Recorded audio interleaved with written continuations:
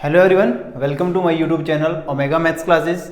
Today I explain exercise 4.4 class 10th NCERT Maths and CBSE and CBSE and RBSE boards के लिए ये math है वो follow की जाती है, मतलब अरे डायरेक्टली अपने बोले तो ऑल ओवर इंडिया के अंदर ये मैथ फॉलो की जाती है। एंड इससे जो लास्ट वीडियो थी उसमें अपने इसी एक्सरसाइज का intro and first 2 questions cover किए थे। एंड आज की जो वीडियो है इसमें अपने थर्ड क्वेश्चन से एंड रिमेनिंग जो भी क्वेश्चन है थर्ड फोर्थ फिफ्थ 5 क्वेश्चन है इसमें, तो रिमेनिंग क्वेश्चन इसमें कवर करेंगे। तो so I read question third. तो क्वेश्चन थर्ड क्या है? It is a possible to design, कि अपने को बताना है कि एक पॉसिबल है क्या कोई एक design a rectangular mango Grove, कि मतलब एक मेरे को रेक्टेंगुलर डिजाइन है जो मैंगो ग्रोव है वो एक पॉसिबल है या नहीं है। मतलब सीधी सी बात यह है कि एक अपने को रेक्टेंगुलर डिजाइन बताना है कि वो पॉसिबल हो सकता है या नहीं हो सकता।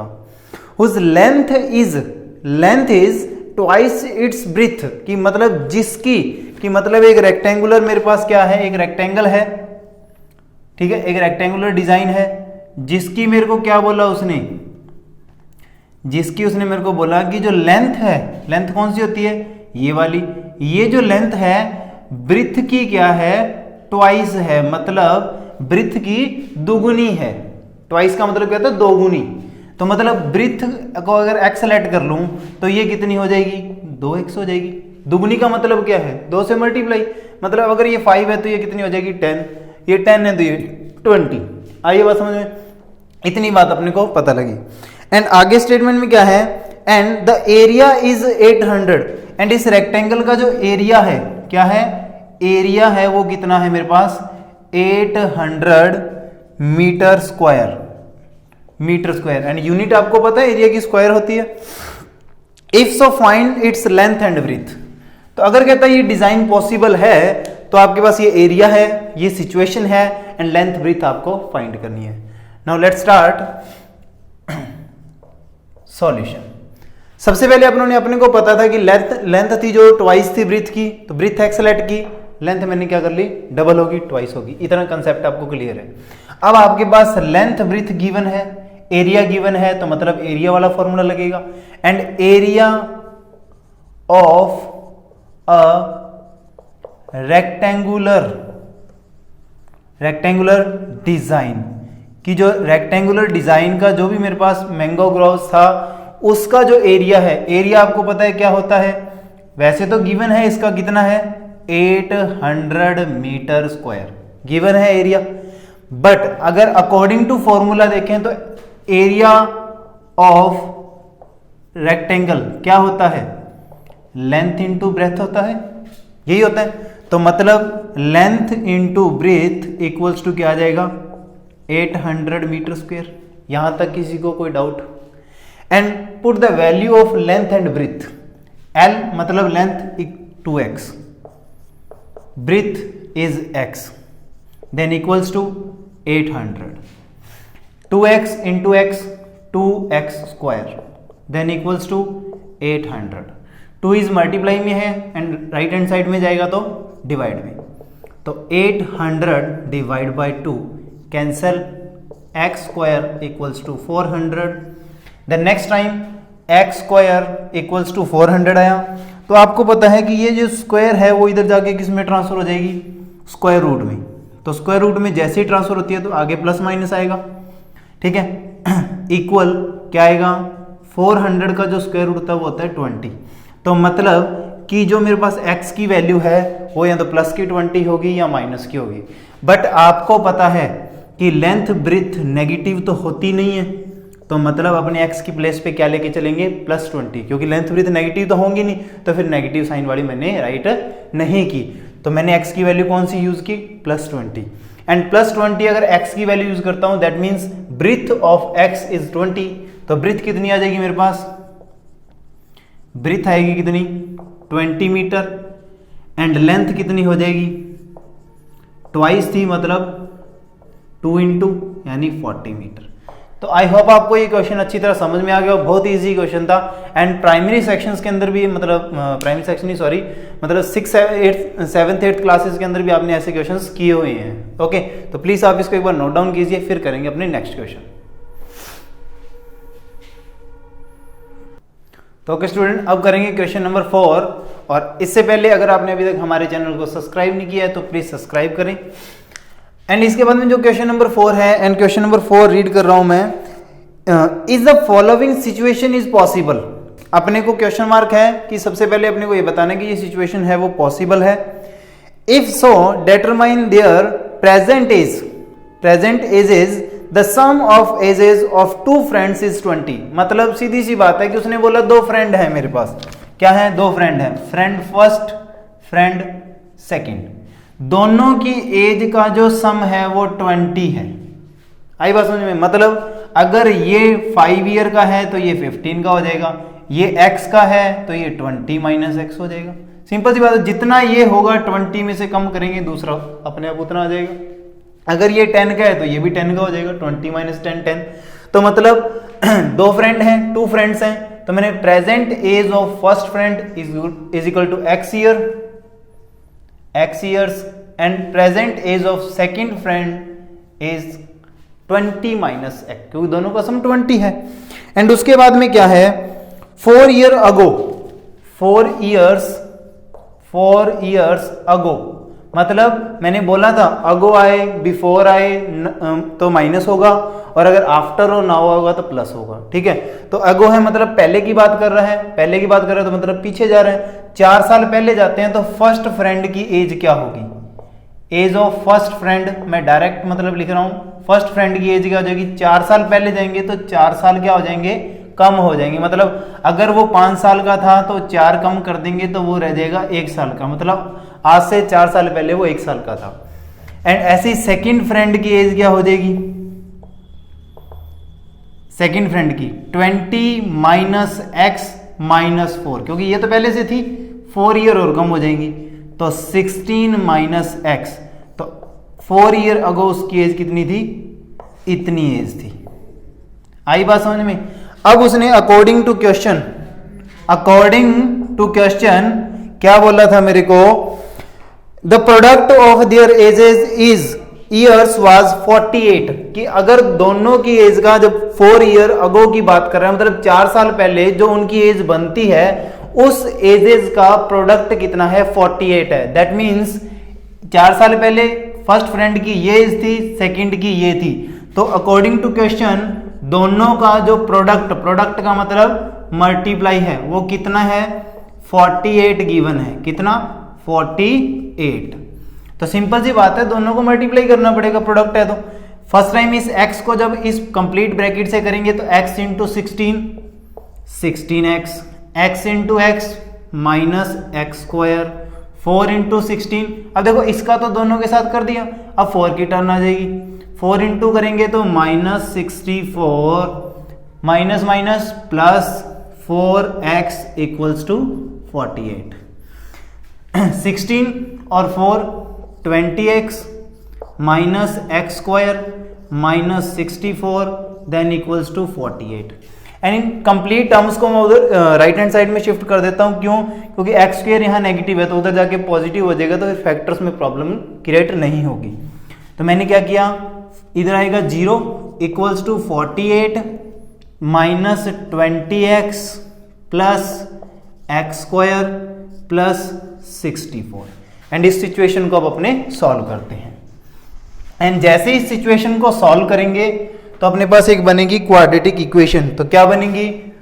एक्स स्क्वायर, मैं टर्म वाइज लिख रहा हूं डिसेंडिंग ऑर्डर के अंदर, according to power x. Variable x है तो उसकी जो पावर है उसको डिसेंडिंग ऑर्डर में रिप्रेजेंट करेंगे। माइनस 20x मतलब पहले पावर 2, फिर 1 वाला आ गया, फिर उसके बाद में कांस्टेंट, तो 48 ये रहा और प्लस का 64 ये रहा, तो दोनों को मिलाएंगे। देखो 40 और ये 60 100, 8 और 4 12 मतलब 112 इक्वल्स टू 0। ये बन जाती है क्वाड्रेटिक इक्वेशन। इसको अपने सॉल्व करेंगे। अपने पास फॉर्मूला है x equals to minus b plus minus under root b square minus 4ac divide by 2a। x equals to, जब इसको सॉल्व करेंगे तो b के प्लेस पे है -20 तो -20 प्लस माइनस क्या होगा -20 square minus 4 into 1 into 112। Okay, and divide by 2 into 1, and next time minus minus plus, this is a plus 20 and plus minus this is 20 square is 400 and multiply करेंगे तो 4 into करेंगे तो 2 8 आएगा, and इसको जब करेंगे तो क्या आएगा मेरे पास, ये आ जाएगा, इसको सॉल्व करोगे तो आप 4 8 4 1 जा 4 448, ओके, डिवाइड में क्या आएगा मेरे पास 2 आएगा, तो x इक्वल्स टू क्या बनेगा 20 प्लस माइनस अंडर रूट। अब अंडर रूट में देखो भी क्या बचता है, आपको पता लगा कि 400 पॉजिटिव है, माइनस है 448, तो दोनों में से ग्रेटर कौन सा है, माइनस का ग्रेटर है, कितना ग्रेटर है -48, और रूट के अंदर जैसे ही नेगेटिव आता है तो अपने को पता लग जाता है कि रूट के अंदर नेगेटिव है तो वो क्या है, इमेजिनरी जीरोज हैं, ठीक है, तो मतलब ये पॉसिबल नहीं है, it is not possible, okay, क्यों, क्योंकि रूट के अंदर जो वैल्यू है वो नेगेटिव है, तो जिससे अपने को पता लगता है कि जो अपने सिचुएशंस पढ़ी थी 3, जिससे पता लगता है कि वो जो रूट्स हैं वो नॉट रियल हैं, इसलिए ये सिचुएशन पॉसिबल नहीं है, इट इज नॉट पॉसिबल। तो प्लीज आप इसको नोट डाउन कीजिए, आई होप आपको समझ में आ गया होगा। तो फिर करते हैं नेक्स्ट पार्ट। तो ओके स्टूडेंट्स, आई होप आपने थर्ड एंड फोर्थ क्वेश्चन आपने अच्छी तरह कर लिया होगा। तो अब करेंगे अपने फिफ्थ क्वेश्चन। तो क्वेश्चन फिफ्थ में क्या है कि is it possible to design a rectangular park of perimeter 80 metre, मतलब कि उसने बोला कि एक डिजाइन है वो पॉसिबल है कब, जब अगर उसके मतलब it is possible to design a rectangular park of perimeter, जो उसका पेरीमीटर है वो कितना है 80 मीटर, एंड जो उसका एरिया है वो कितना है 400 मीटर स्क्वायर, ओके, एंड उसके बाद में if so find its length and breadth, मतलब सीधी सी बात है क्वेश्चन में कि एक अपने पास रेक्टेंगुलर पार्क की बात की जा रही है, किसकी, एक रेक्टेंगुलर शेप का मेरे पास क्या है पार्क है, ओके, इस पार्क का पेरीमीटर भी गिवन है, that means sum of all sides, and area भी गिवन है, मतलब ABCD एक पार्क है जिसकी सभी साइड का सम मतलब पेरीमीटर गिवन है, एंड एरिया भी गिवन है, तो उसने बोला लेंथ और ब्रीथ आपको क्या करनी है, फाइंड करनी है। तो ना तो भाई मेरे को लेंथ पता है ना ब्रीथ पता है, ना दोनों में कोई सिचुएशन गिवन है, तो करें दोनों को फिर अलग अलग लेट करना पड़ेगा, सिंपल सी बात है। तो सबसे पहले मैंने लेट कर लिया क्या, लेंथ को लेट कर लिया, length of a rectangular park. अब लेंथ जब मैंने रेक्टेंगुलर पार्क की x लेट कर ली, और ब्रीथ क्या हो जाएगी फिर, ब्रीथ देखो मेरे को पता नहीं है, breadth of a rectangular park, तो ब्रीथ भी तो मेरे को पता नहीं है, कोई रिलेशन भी नहीं है, तो दैट मीन्स अपने को पता है फिर अलग वेरिएबल लेट करना पड़ेगा, तो ये हो जाएगी x मीटर और ये हो जाएगी y मीटर, सिंपल सी प्रोसेस है। एंड फर्स्ट टाइम मैं पेरीमीटर पे डिस्कशन करूंगा, तो जैसे ही अपने पेरीमीटर पे डिस्कशन करते हैं तो पेरीमीटर क्या होता है, सभी साइड का सम, बट अपने पास पेरीमीटर का फॉर्मूला होता है 2 into L plus B। आई बात समझ में, तो मैं लिखूंगा perimeter of a rectangular park. तो रेक्टेंगुलर पार्क का पेरीमीटर कितना गिवन है 80 metre, but according to formula perimeter क्या होता है 2 into L plus B equals to 80 metre. अब देखो L मेरे पास क्या है 2, तो देखो भी उधर जाके क्या हो जाएगा डिवाइड में, क्योंकि हम मल्टीप्लाई में। लेंथ कितनी है x है, और ब्रेथ कितनी है y है, देन इक्वल्स टू क्या आएगा मेरे पास 80 डिवाइड बाई 2, कैंसल, तो x plus y equals to 40। अब ध्यान देना, ना तो मेरे पास किसी यहां से x की वैल्यू फाइंड होती है ना y की वैल्यू फाइंड होती है, तो मैंने इसको इक्वेशन फर्स्ट नाम देके छोड़ दिया। क्योंकि ना तो मेरे पास x का आंसर फाइंड हो ना y का हो, तो फिर कुछ कर नहीं सकते, तो मतलब कोई सेकंड इक्वेशन बनेगी। एंड इक्वेशंस आपने सॉल्व की हुई हैं कि कभी भी अगर दो वेरिएबल वाली इक्वेशन आती है तो मतलब वहां दो इक्वेशन बनेंगी, तब भी दोनों वेरिएबल की वैल्यू फाइंड होगी। एंड इसी टाइप से सेकेंड सिचुएशन को सॉल्व करते हैं। तो सेकेंड में मेरे पास है एरिया, एंड एरिया आपको पता है area of a rectangular park. अब रेक्टेंगुलर पार्क का जो एरिया गिवन है वो कितना है 400 metre square, but according to formula area of rectangle क्या होता है लेंथ इनटू ब्रेथ होता है। तो means equals to 400 and length क्या है x है और ब्रेथ क्या है y है, then equals to 400। But same problem कि ना तो यहाँ x की वैल्यू है ना y की है, तो फिर ये भी इक्वेशन सेकंड हो जाएगी। बट प्रॉब्लम ये आएगी कि ना तो मैं यहाँ x से वैल्यू फाइंड करके इसमें पुट कर सकता हूँ ना इसमें, पर अगर मैं यहाँ से करूँ तो ज़्यादा इजी हो जाएगा। देखो मैंने इसको इक्वेशन क्या नाम दे दिया सेकंड। या आप कोई भी इक्वेशन नहीं दोगे तो कोई प्रॉब्लम नहीं चलेगा। अब आपको देखो सिंपल सी बात है कि या तो यहाँ x की वैल्यू पुट कर दो या y की कर दो, कि जिससे ये इक्वेशन आपकी एक वेरिएबल में कन्वर्ट हो जाए, क्योंकि एक वेरिएबल में जैसी इक्वेशन कन्वर्ट होगी तो आप इजीली वैल्यूज फाइंड कर पाओगे। तो मैंने क्या डिसीजन लिया कि बाय इक्वेशन फर्स्ट मैंने यहाँ से y की वैल्यू फाइंड कर ली, x को उधर ले गया, तो क्या आ जाएगा y equals to 40 minus x। तो मतलब ये होगी इक्वेशन फर्स्ट। तो मतलब y की वैल्यू कितनी आई मेरे पास 40 minus x। Put the value, put y या लिख लेना direct by equation first, by equation first.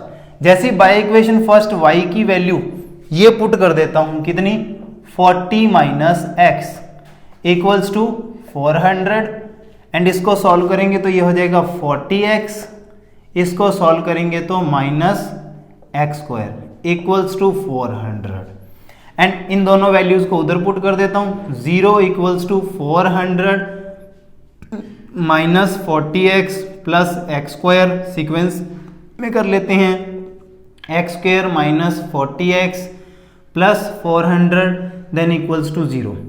देखो अगर आप इसमें क्वाड्रेटिक फॉर्मूला लगाना चाहो तो लगा सकते हो, कोई प्रॉब्लम नहीं है, बट मेरे को इसके फैक्टर सिंपल से सामने दिखाई दे रहे हैं तो मैं सोच रहा हूँ डायरेक्ट फैक्टराइजेशन मेथड से कर दें।